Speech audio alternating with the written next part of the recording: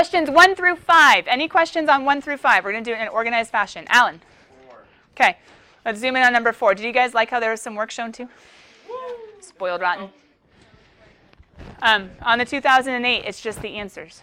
Not that there aren't probably people who have gone through and done work online. You could probably find it. I could look in my files. But anyway, for number 4, you guys see that they gave us position parametrically. P.S. If you're bored, work on when you see you think. T equals 13, leaves the path and travels along the line tangent. Hold on, line tangent. Isn't that dy dx? That's the slope.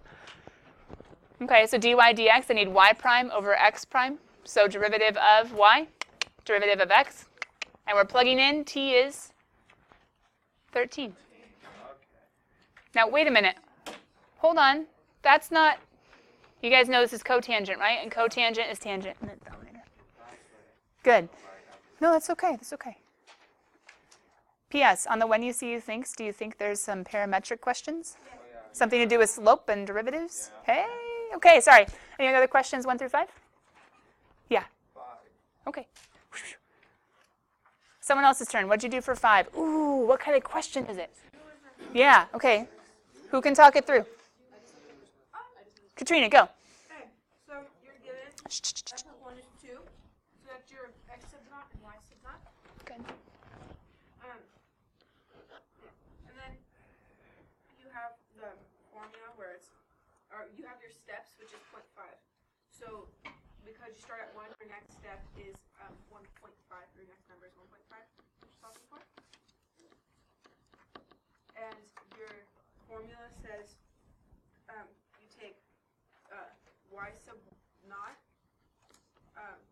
plus dy dx of parentheses x sub naught y sub naught, which is 1, 2. Does that make sense? So yeah, so you plug into from the derivative the points you got from the previous question, so the 1, 2, and then you multiply it by the change, and then you get 2 plus 3 times 1/2 because where's the yeah, because you multiply it by 0.5. Good. And that could have been very horribly explained. And then you do it again. Why are you doing it again? Because you need to find f of 2. And so you, One more time. good. But instead of using 0.12, you use 1.5 and 7/2, which is the answer to the y of 1.5. And you plug in the 1.5 and the 7/2. And multiply by the change.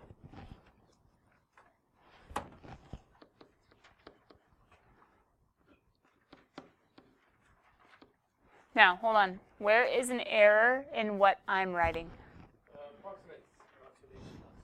Now, when they're doing y sub 0, y sub 1, y sub 2, they're not technically calling it the function. I called it the function when I started filling in. So since I call it the function, mine would need the approximates. Does that make sense? If you're talking about a general y value, yeah, you could say y sub naught, you could say y sub 1. I like putting the of 1 and the of 1.5 and the of 2. It makes more sense in my mind. But if I'm doing that, I can put in equals for the first one. But as soon as I use the approximate, now I have to do my approximation. Now, does that matter for multiple choice? No, but what does it matter for? Got it. Good. Yeah, Caroline. Yeah, d just means derivative. Sorry, plug into the differential equation. Yeah. Okay. Any other questions 1 through 5? 6 through 10. Alan. 6. All right, someone else who wants to explain. Kyle. They say, so you know the Fermat card is like a special limits for sequences. So we integral from 1 to infinity of 1 over xp. And you just need to know that p has to be greater than 1 to converge. And then So this is the Endeavor card, right? yeah. And you need to know that from 0 to greater than or equal to 1 for p, from the interval of 0 to 1, it would diverge. We have p equals. Oh, you're finishing the card. Thank you. Sorry.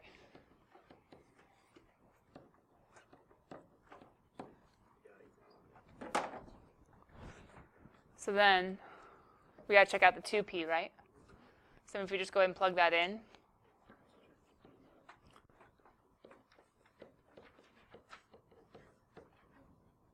Does that make sense? Yeah, so it all came back to that endeavor. Without that, that would have been nasty. Okay. Any other 6 through 10? Go ahead, Alan. You're good. All right. Someone new. Parametric. John. It's asking where the particles at rest you find where x and y both equal 0. Careful. X prime and y prime. There you go. So you take the derivative of x and the derivative of y and find the zeros. And the y value, zeros are negative 1 and 2, and the x are 0 and 2, and 2 is the only common one. So you're finding the common time where they both equal 0. So they showed it with y prime over x prime. You could have just said, what is y prime, what is x prime, setting them both equal to 0. You didn't have to actually find the whole derivative. But for at rest, I need the vertical velocity and the horizontal velocity to both be 0. So then I find the shared 0 at 2. That's the only time they'll both be 0. Okay, now I'm seeing my mistake now. Good.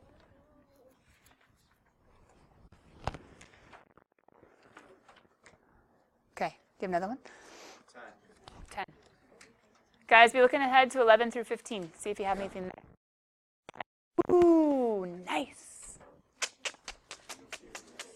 Nice. It's a geoseries. Why? So remember, we can write it as 2 to the n times 2 to the 1 with that whole addition over 3 to the n, which is nice because then we can make it 2 times 2. That's how they made it. 2 and 3, 2/3 are both to the n, so therefore I can put it there. And so then we can see, hey, this is a geoseries. And if you needed to, could you guys have actually plugged in and figured out that, okay, at 1, this is going to be 4/3. At 2, this is going to be 8/9. At 3, this is going to be 16/27. So you could have actually just plugged in if it was too confusing, the notation. And you could have realized, oh, hey, times 2/3, times 2/3, times 2/3. So you could have figured it out that way. Or you could have actually seen in the formula, r is equal to 2/3 because r is equal to 2/3. The sum converges, right? The infinite series converges. And it converges to? Yeah. Okay, 11 to 15, what we got? 11. Ooh. Do you guys see how they gave you the hint of start at 1 over 1 minus x? That's kind of nice, because some of you are like the whole deriving, integrating weirdness I don't like. But they gave you a hint. They did say start at 1 over 1 minus x. Now, hold on. What's changed? Because that's the key. What's changed to get from one to the other? Actually, not derivative. Because it's not 1 minus x squared. You see it? It's 1 minus x squared. So an x squared got plugged in, substitution, but hold on, what else happened? Yeah, so I need to take that 1 over 1 minus, I need to change or substitute in an x squared and then multiply an x squared. So ultimately what they end up doing is starting with the original power series. What is the power series for 1 over 1 minus x? Good, he's the nice geoseries one, right? If I plug in x squared, okay, x squared, and then I multiply, well, hold on, wait a minute. X squared times 1 is x squared. Plug in x squared times x squared. Careful. Plug in x squared, x to the 4th, times x squared. You can we narrow down? Ooh. Yeah, we're good because they're all additions. That one's alternating. That's not true. Not alternating because the sign doesn't switch. What would have made letter E be right? If it was plus. Oh, sorry. If it was plus. Good. Good. Are we? How'd you get that? Oh, hold on. Let me do it step by step. Started here. Yeah. Plugged in him. Multiplied by him.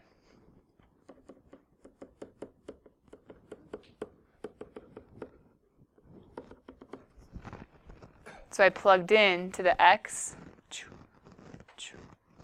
and then I multiplied by the x squared. How did you get x to the 6th?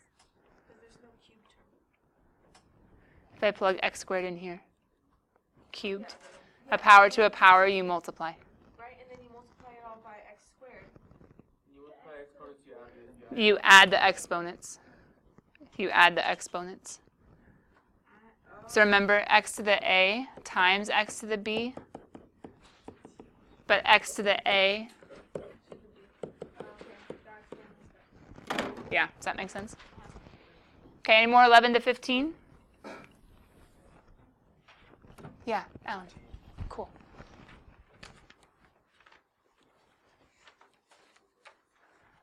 Random. I think almost all the questions so far have been BC specific. Just for you guys to realize, right? Okay. Not to not review AB for sure, but with the when you see you thinks, that's why I'm having you focus on the BC stuff first, etc. Yeah. Okay, 15. Who can explain it? Has to do with length.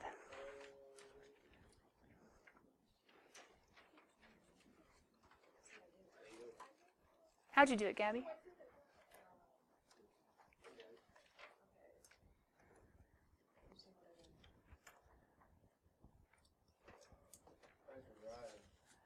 It's okay. Keep thinking, Gabby. Jason, go ahead.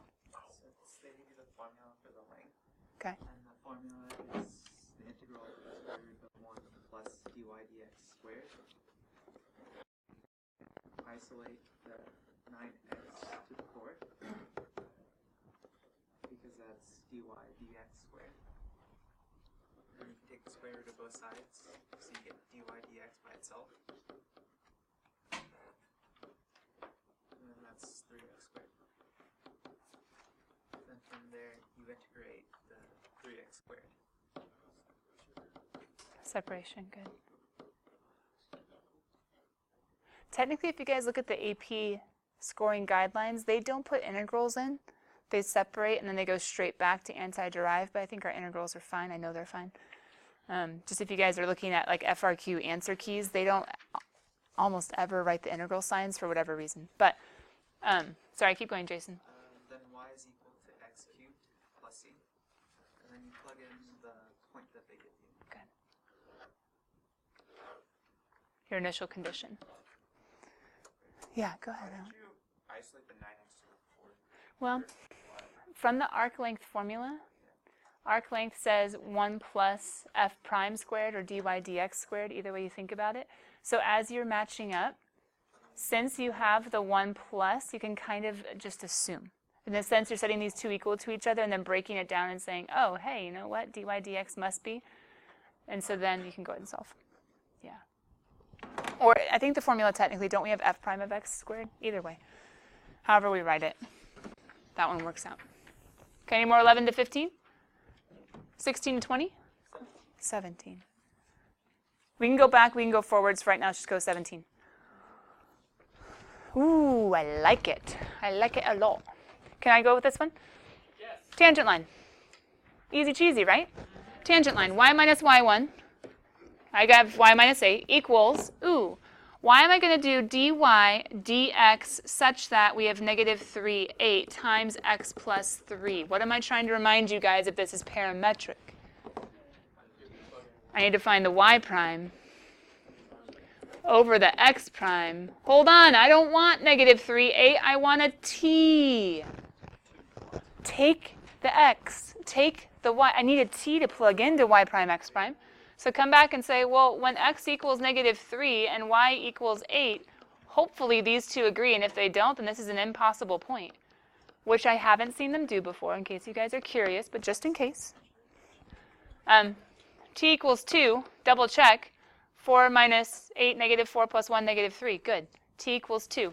So, plug it in, plug it in. Y minus 8 equals, y prime is what, 3t squared? Over 2t minus 4. This is where I got confusion. So then 4 and 3 is 12. You know this. Pre-cal. But pause. I figured out there's an easier way to think about it. Ready? Can't you plug in 12 over 0? Wait. It works, though. Pause. It works, though. Why? Can't you multiply to 0? 12x plus 36. Subtract the 36, divide the 12. X equals. You can actually plug in the undefined and solve. It's just, I don't know. I've never realized that before. I don't know why. But it's a vertical line. X equals. Whenever it's over 0, it's going to be an x. Undefined slope is always vertical. Vertical is always the tick marks on the x. Or plug in. Yeah, I like plug in. I know, isn't that nice? Because then just and then solve. Oh, 12x plus 36 equals 0. When you solve, you get x equals -3. Hold on. Sorry. Caroline, does the 0 make sense how I have it? Go away.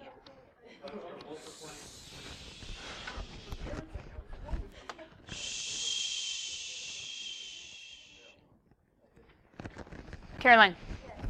Okay. When you have y minus 8 equals 12 over 0 times x plus 3 times 0.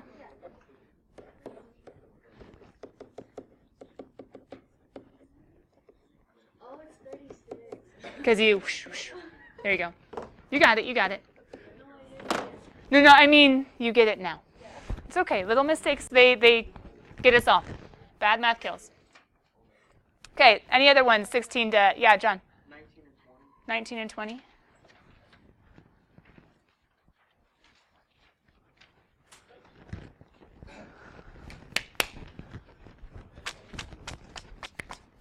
Equation for the curve.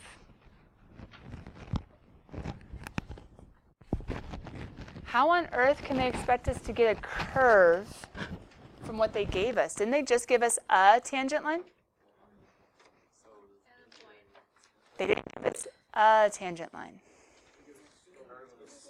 They gave us the slope for every point on the curve. It's not just one particular tangent line, it's the slope for every single value. Check it. If this is the slope for every point, for each point, not just one point, for all of them, can't I just do this? Dx, separate the variables, integrate, plug in your clue. Dun, dun, dun, dun, dun. Okay, pause.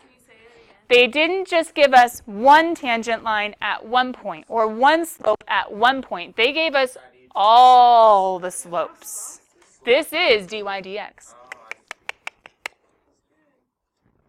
Does that make sense? Then separate, integrate. So y equals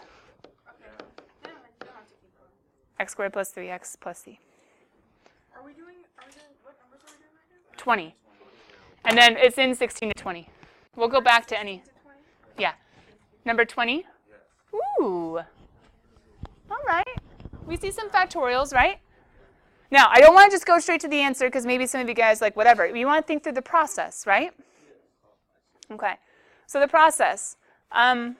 What kind of Maclaurin would have an over 2, over 3, over 4, over 5, plus, plus, plus, plus, plus? Some of you might be thinking sine plus cosine. That just starts to get messy. So it'd be a lot nicer if we could do an e to the x, which is plus, plus, plus, and over all the factorials, right? So hold on, pause. Let's think about e to the x, and that's exactly what they did. E to the x is 1 plus, wait a minute. Oh, couldn't we just subtract those? So let's just go ahead and say, okay, e to the x, take away the 1, take away the x, then you get your x squared over 2 factorial, x cubed over 3. You can rearrange these. They're polynomials. That's why it's cool. You can derive them term by term. You can integrate them term by term. That's why power series are so cool. So subtract the 1, subtract the x. Hey, now, pause. He's 2x's, 2 powers of x higher. He's 2 higher. He's 2 higher. He's 2 higher. They're all 2 higher. What am I going to do? Multiply by x. Oh, that makes sense. Oh my goodness. This is gonna take longer than a minute. That's okay, because some of them will take less, right? So what? So why can't it be like a ratio thing? Not why is it multiplication? Like you. So like. Well, because of the factorials, it's really hard in general. Like if you're making a power series, it's really hard to change the factorials. It's a lot easier to change the powers. I mean, like, why is it not e instead of d? Like, why is it not e? It's right down. Well, if you plugged in, the ones would cancel. That's true. When you plugged in e to the x squared, hold on, I have to find my original. You would have x squared, x to the fourth, x to the sixth. And so when you subtract an x squared, I think you were thinking of, we want to divide the x squareds, we don't want to multiply. Or sorry, we don't want to subtract. Hold on, wait. Oh no, it'd be subtracting this. Hold on, I didn't even think about him. That'd be an x squared. So subtract the 1, subtract the x squared. That all makes sense. But yeah, the 2 and the 4, that wouldn't work. There you go. Sorry, Jason already explained it. Katrina. So, basically, if you have a Maclaurin series and you need to, like, solve for what it is, you just try to make it look like something that you know. Well, start with something that you know that seems similar. So for instance, I would have started with e to the, because e to the has the 2 factorial, 3 factorial, 4 factorial. Sure, it has a little extra, but it has the 2, 3, 4. If e doesn't seem to be working, I would have gone to probably trying to put sine and cosine together, because then you could get the odds and the evens, and then maybe that would work. The alternating sign would be really nasty, and it's just not going to work for this one. But if there was something where there were multiple factorials, then I could try the sine cosine put together. If there were no factorials, I might try the 1 over 1 minus x one and play with it. Does that make sense? Yeah. Okay. And guys, there are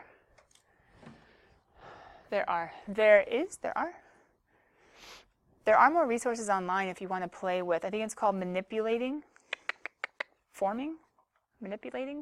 power series. You could look up more review for sure for power series. And if you want more, remember last year I had a huge old AP calculus problem book with thousands of problems? I can throw that on the AP exam review too, and you can go through and find that section. I have my Barron's review book in the back. You can. If you notice a weakness, star it, highlight it, and then if you can't find resources, ask me, okay? Any more 16 to 20? Yeah. Okay. You guys can be looking at 21 to 25. That's where we're going next. 18. It's a graph. Love them. Why did they tell me horizontal tangents at 3 and 6? What were they trying to make sure that I understood? Those are the critical numbers. Those are also the, those are also the relative min and relative max placements. This is just the graph of f, not the derivative. Ooh, but where is f? In the accumulator function, right? Hold on, pause. Haven't we learned by now almost always, if they give us this, we need to think about g and g prime and g double prime in an FRQ? Just to review real fast. How would I think about the g values? Area. Area under, because it would be the integral, right? How would I think about the g prime values? How do I derive from a to u of f of t dt? F of u, so f of 2x times, nice. G double prime, I would take this guy's derivative, right? Which would end up being, I know you don't need it for this problem, but just for sake of argument, you would need f prime of 2x times 2 is 4, right? And if you needed to, area under the curve for g, area under f. For g prime, these are actual y values of f, and then for g double prime, those are slopes of f, right? Okay, so let's pause and let's zero in on g prime. What are they asking us? Huh? Yeah, because g prime are f values. Does that make sense? Okay, so g prime of 3. Hey, it's 3. Da, da, da, da, da, da, da, da.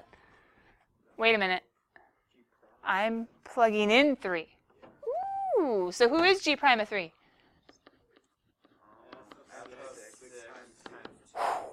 Do the work. Don't make shortcuts. Do the work. So f of 6. Oh, it's -1 times 2. -2. Dun, dun, dun, dun, dun, dun. Steve, Katrina. for this graph, on like my graph thing, the dot is like, or the prime of 6 is clearly not 1. It's like higher. Yeah, It's a it's little bit above over negative. So -1. they assume Like, yeah. So Really? Is mine just not? over a day. That's why I was throwing for you. So I was like doing. They tried to generate the same graph. As you guys can tell, this is not the original AP formatting. They tried to make it nice and fit so that it's not all like using tons of paper. I apologize. This was the actual question. The actual question was perfectly on -1. Were the dotted lines already there before? Yeah. In the original question. I apologize, guys. I apologize. So -2. Okay. Are we in 21 to 25 now? Okay, what do we got? 22, 23, 24. Okay, well, anything before 22? Okay. Okay. You guys realized endpoints were important, yeah? Because you all of a sudden have these or equal to's. Okay, so we're trying to figure out n over n to the p plus 1 converging. Is it geometric? That would be so nice. But no. No. Okay, so to think interval of convergence, right? Okay, how do we do intervals of convergence? So you do a sub n, or the n plus 1 thing over the regular. Okay. Now the problem is if we do the n plus 1 thing, it's the limit as n goes to infinity, right? Of n plus 1 all over n plus 1 to the p plus 1 times the reciprocal, right? And this needs to be what? Less than less. Now hold on, pause. What's approaching infinity? Or what's missing that we're used to having? Let's put it that way. Stuff that cancels out, and also, don't we usually have an x that's chilling? Do you know what I mean?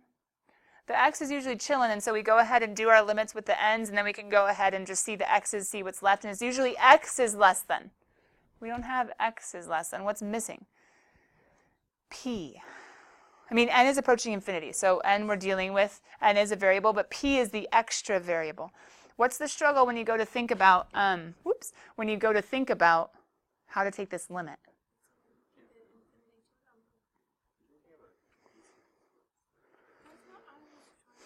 They're going deeper into the logic, as in whenever you see sufficiently large, that's kind of college calculus type lingo. They're trying to go deeper in because it's not quite as easy to do. Now you guys can see that n over n is just going to be a limit of 1, but the dilemma is now we have this thing, right? Where we have n to the p plus 1 all over n plus 1 to the p, and it starts to get to be a struggle. What they're doing is they're looking at this and they're trying to compare, think limits to infinity. And the actual name that I'm looking for, in BC we covered it. It wasn't the n behavior model. What was it called? The function that's similar to the function for sufficiently large values of n. AB saw it in the question recently. We took limits of the two. We tried to... No. It was before the test. Stink. No.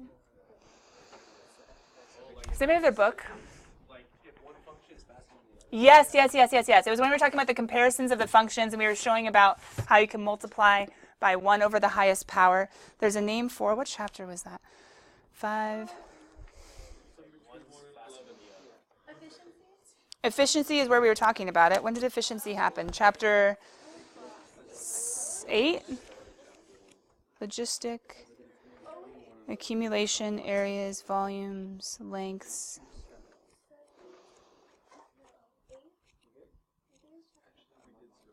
Relative rates of growth. That was it. Is it called the M behavior model?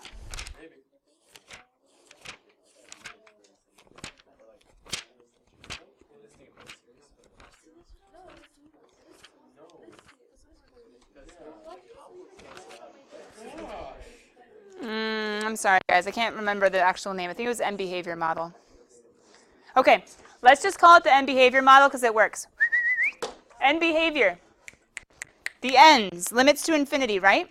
Now, we already know we have to be careful, limit to positive infinity, negative infinity, horizontal asymptotes. Watch out for the exponentials that behave differently, whether you're going to one infinity or the other. But end behavior model. Whenever we're doing something like, for instance, x cubed plus 3x squared minus 1 all over 1 plus x cubed. Okay, limit to infinity. If we're going to infinity of this guy, technically what we're doing when we look at the highest powers is we're asking ourselves, what, even though there's a lot of mess going on for small values of x, for sufficiently large values of x, basically these become inconsequential. And so the limit of this will be tied with the limit of 1. Eventually this is going to behave like 1. So the line y equals 1, does this look like y equals 1 all the time? No. But eventually it's going to start looking like 1. We're comparing it to a model or a function that is not equivalent, but is going to be, its behavior at the end behavior model is going to end the same. So looking at this, if we were trying to think about an end behavior model, maybe we can't do all the math. Like in that one, we couldn't necessarily exactly cancel everything out. But if we were to think about end behavior model, in essence, what's going on? This one, in essence, the degrees were tied. If we were to have an x cubed over an x squared, in essence, we would have an x. And this one, in essence, okay, those just kind of cancel in a sense for the end behavior model. And we can compare this to, well, this guy has n to the p, which couldn't we say that's at least going to be similar to n plus 1 to the p? And so then if we're trying to think of this guy specifically, actually, that's even more complicated. If we were to think back to the very beginning and think about this in essence as you're going to infinity, what they're saying is, in essence, what would the end behavior model be? Well, in essence, I have an n to the 1 and an n to the p, so couldn't I say that this is going to be compared to or n the same as 1 over n to the p minus 1? I can't cancel those n's out, and I totally get that, but I can say, in essence, the degree is going to be similar to and is going to end the same as 1 over n to the p minus 1. And why are they showing that? Then we can say, well, for sufficiently large values of n, the 1 isn't going to have much of an effect. It's going to be insignificant. So therefore, what do I focus on? N to the p minus 1, and then I can just think of p series. And with p series, I need that power, p minus 1, to be greater than 1, so therefore p has to be greater than 2. So maybe the easier way of doing it is when you set up, you're like, I don't know how to simplify. Then don't. Come back and say, can I think about an end behavior model? And think about the essence of the function at the ends, even though it'll definitely be different. There'll be marked differences for small values of n, but for sufficiently large, it's going to follow the same behavior as the other. Katrina? How do you know that it's, why is it not p is greater than or equal to? Because that's option D. And for p series, it's less than or equal to 1. Yeah, less than. Greater than. Oh, for So some of you guys were asking about testing the endpoints. This was not an endpoint question because we weren't able to use the test of the a sub n plus 1 over a sub n, the limit as n goes to infinity. So since we weren't using that test, and since we were able to compare this to a power series as you went to infinity, then we were looking at power series only, which needed the greater than, not the greater than or equal to.